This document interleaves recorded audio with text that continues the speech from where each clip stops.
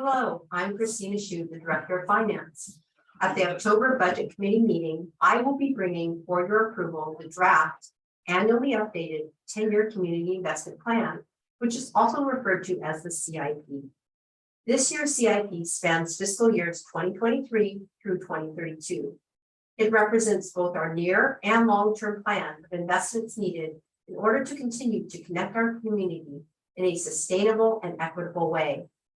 The CIP has no spending authority. The decision to commit funds occurs through the annual budget process. When you review the annual budget at the April Budget Committee meeting, you will also be reviewing changes to the draft CIP and be providing a recommendation on the fiscal year 24 budget, which is inclusive of CIP projects that are affordable within our budget envelope. The directors that own these projects will be available at the Budget Committee meeting to answer your project questions. This draft CIP has been shared with the public, and public comment is always welcome. We will have a formal public hearing at the October board meeting. As always, in all that we do, at the forefront of our minds are our mission, vision, and values. The community investment policy requires that we strategically plan for our near and long-term investments and associated funding to ensure that we are able to continue to meet our mission of connecting our community in a consistent, reliable, and safe way.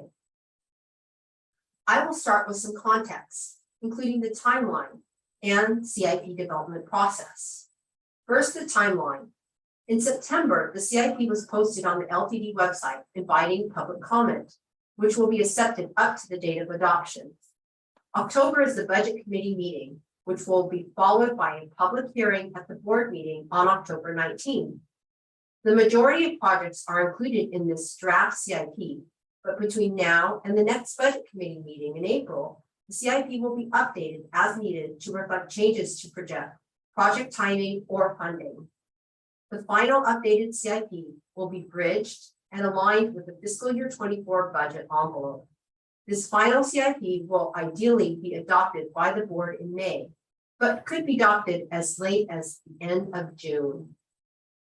The CIP development process strictly follows the board adopted CIP policy, which is designed to maintain the district's financial condition while providing a consistent level of service by strategically planning and managing our assets in a way that maintains existing assets in a state of good repair while anticipating and planning for future capital needs, trends, and changes in our community. The CIP policy has three foundational elements that drive a project's timing and prioritization. Those elements are, first, the strategic business plan, which are our mission, vision, and values. Second, our guiding principles, which are the criterion used to vet all projects. And third, our funding goal, which requires 70% or more of the cost of our community investment projects to be covered by grants to ensure that we are maximally stretching our community's dollars. The foundational elements are supported by a three-step vetting process, which are the three green boxes in the diagram. The key thing to note is that all projects are vetted for alignment with the foundational elements just covered, as well as the district's capacity to execute. CIP development is a collaborative activity involving input from our board, our writers, and our community partners throughout Lane County. This collaboration allows us to anticipate and plan for future needs, trends, and changes. It also allows us to stretch our dollars and to maximize our benefit to the community through close alignment with city, state, and county goals. LTD prides itself on serving our community and doing above and beyond what is expected.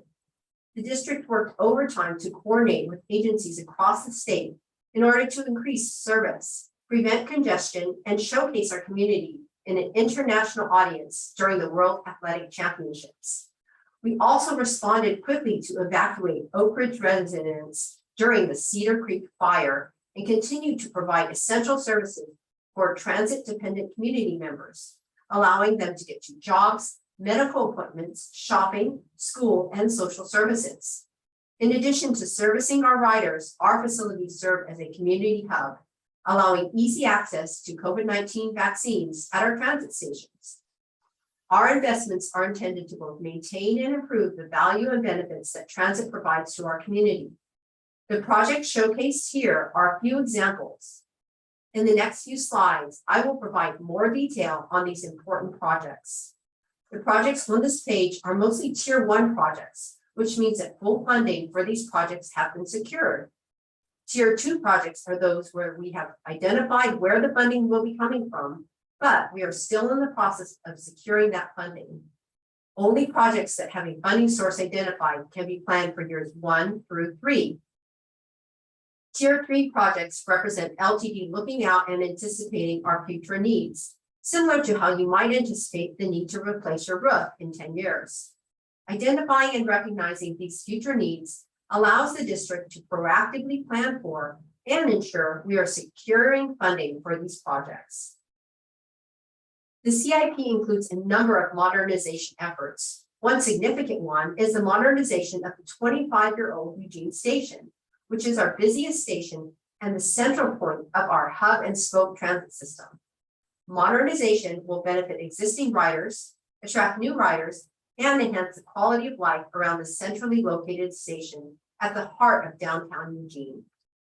Some improvements as part of the modernization are updating wayfinding signs to improve system safety, efficiency, and usability, improving real-time signage to enhance the customer experience, installing energy-efficient lighting fixtures, which reduce the cost of operations and improve rider safety, and updating public restrooms that provide an important and convenient public service for community members of all ages and abilities, while benefiting surrounding businesses.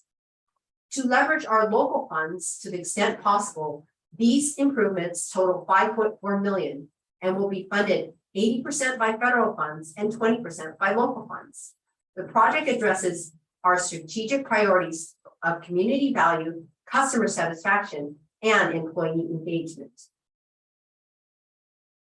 CAD-AVL stands for Computer Aided Dispatch Automatic Vehicle Location. This system is a core part of our daily operations. This project is to replace our antiquated CAD-AVL system and replace it with a modern system that seamlessly interacts with other operational software used for scheduling, service planning, fare collection, and driver communications.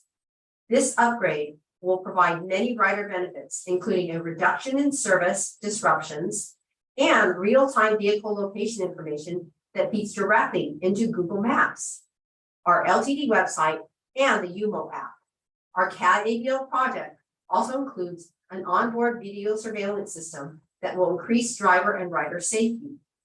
Like the previous project, this project will be funded 80% by federal funds and 20% by local funding.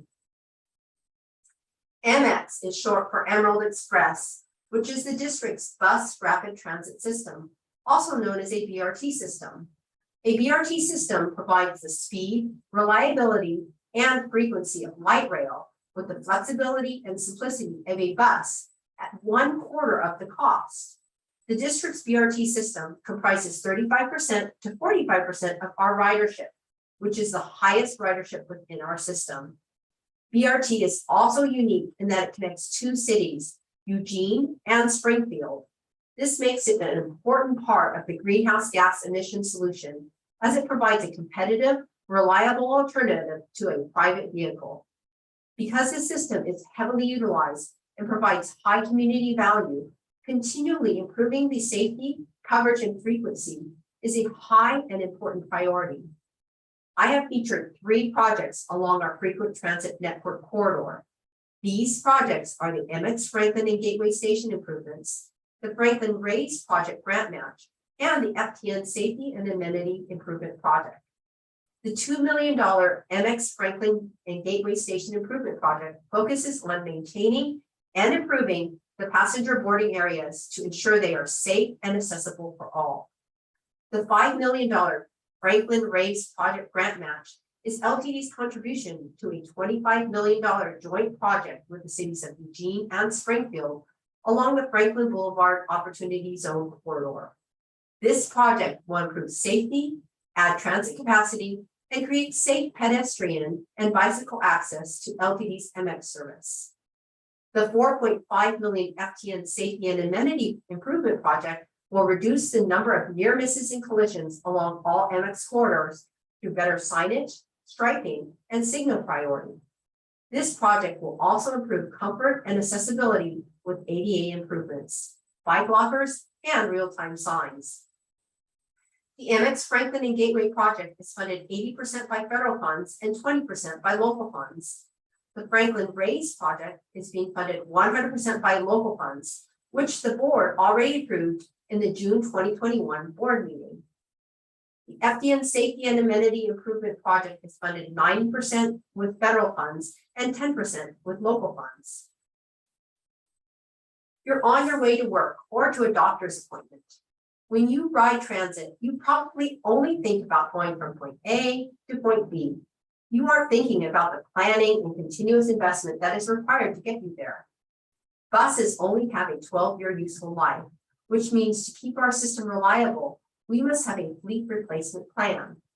Our 10-year fleet replacement plan goes beyond ensuring our buses are in working order. As sustainability is part of our vision, our plan also focuses on improving air quality in our region and being part of the climate change solution. LTD plans to replace 19 40-foot buses in the first year of this 10-year project. With those 19, 30% of our buses will be electric, which is up from only 13% today. In addition, LTD is exploring emerging technologies and alternative clean or renewable fuels with the goal of phasing out 100% of our fossil fuel fleet by 2035.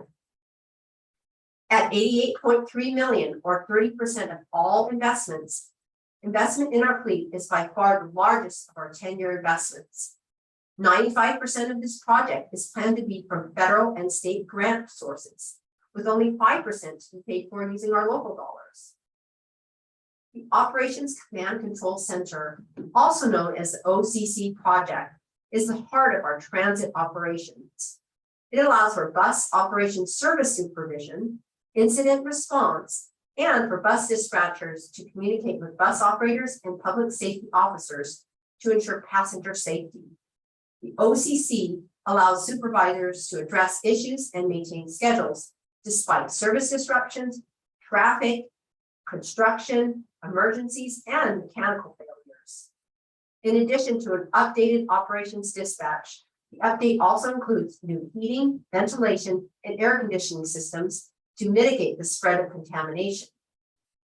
A separate training room to facility distancing is also included, as well as upgrades to the wellness center to effectively protect LTD employees.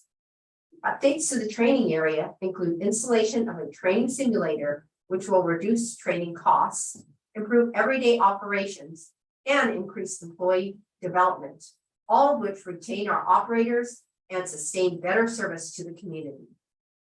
The district's Operation Command Control Center is located on the Glenwood campus, which was constructed 34 years ago in 1989, so it is well overdue for an update.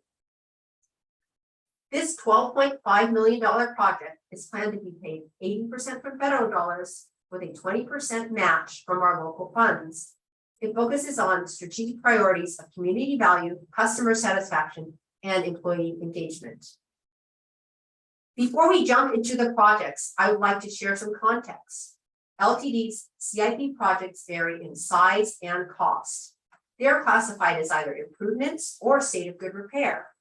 Improvement projects make the delivery of LTD services more efficient, safe, and sustainable, while improving the ridership experience and meeting the diverse needs of our growing community.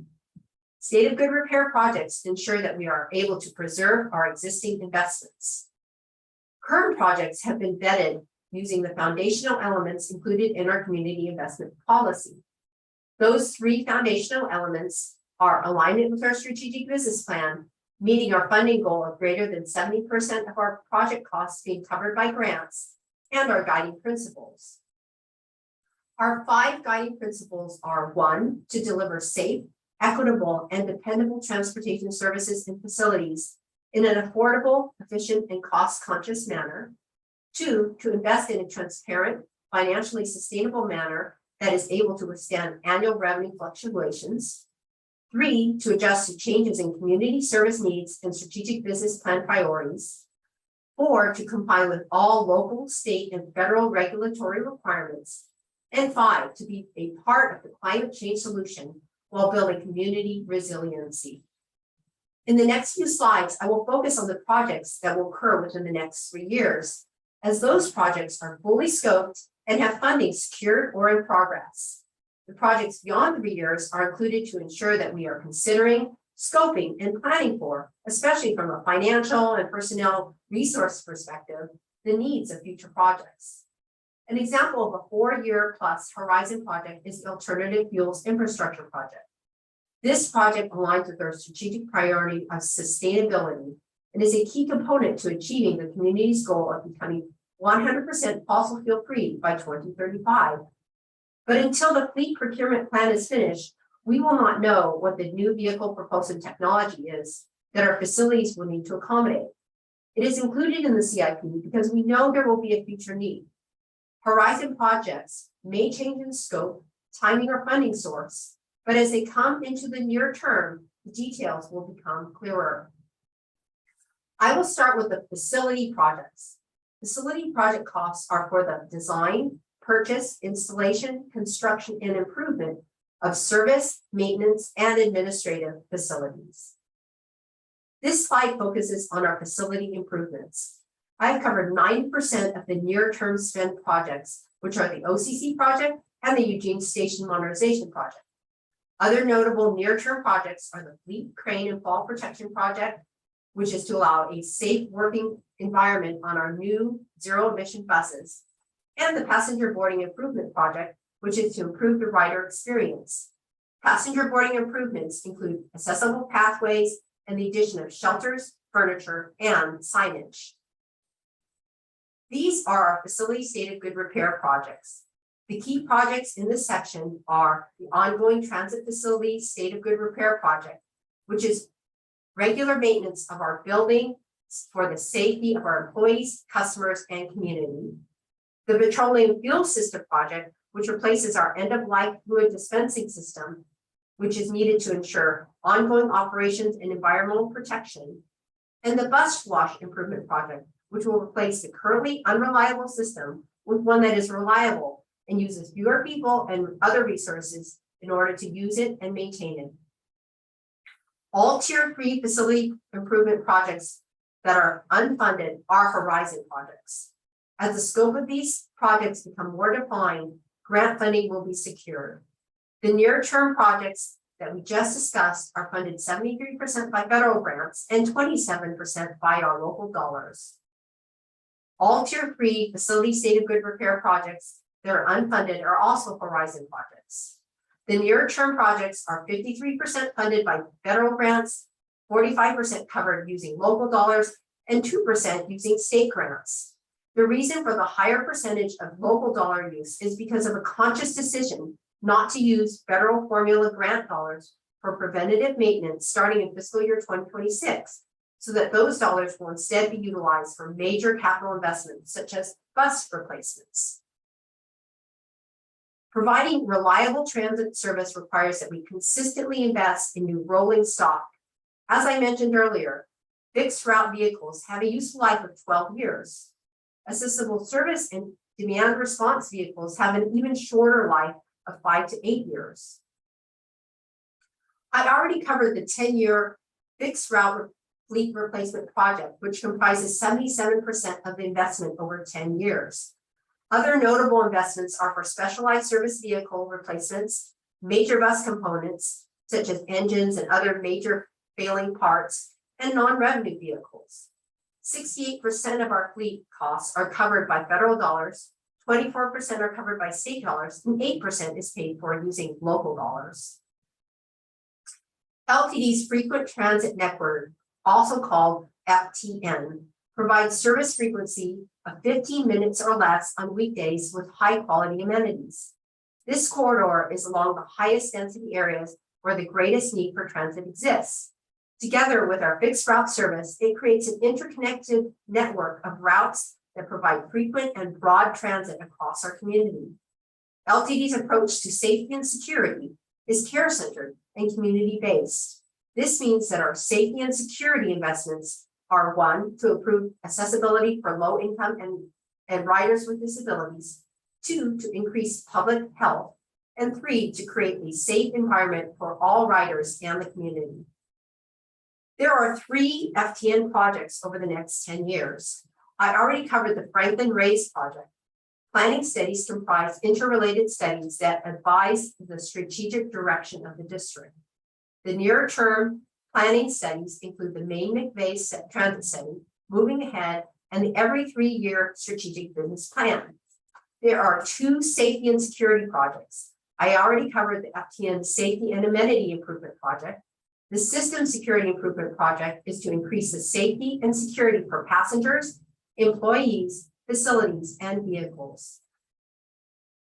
As mentioned earlier, the Franklin Race project is a board-approved local funded match for a $25 million joint project with the cities of Eugene and Springfield. The remaining FTN and safety and security projects are funded 76% by federal dollars and 24% by local dollars. As the transit corridor improvements are further refined in scope, grant funding to cover it will be sought. Technology and infrastructure improvements provide tools for our employees and passengers that make our services reliable and easy to use. The technology and infrastructure state of good repair projects replace our aging systems, many of which are being end-of-life by our partners. The 2 technology and infrastructure improvement projects provide tools to improve the rider experience with improved communication and better trip planning tools. These investments prepare our community for a multimodal service future. The largest of the state of good repair projects in technology and infrastructure is the CAD-ADL project that I already covered. Other notable projects are the Enterprise Resource Planning or ERP project, which replaces our finance system that we have been using for 21 years. As a finance professional, I am excited about the operational efficiencies that will result from this replacement.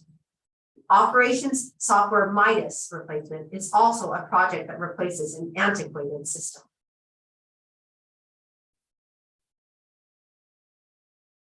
The technology and infrastructure projects are funded 76% through federal grants, 19% with local dollars, and 5% with state dollars. I hope you have enjoyed learning about our CIP projects. I look forward to seeing you at our budget committee meeting.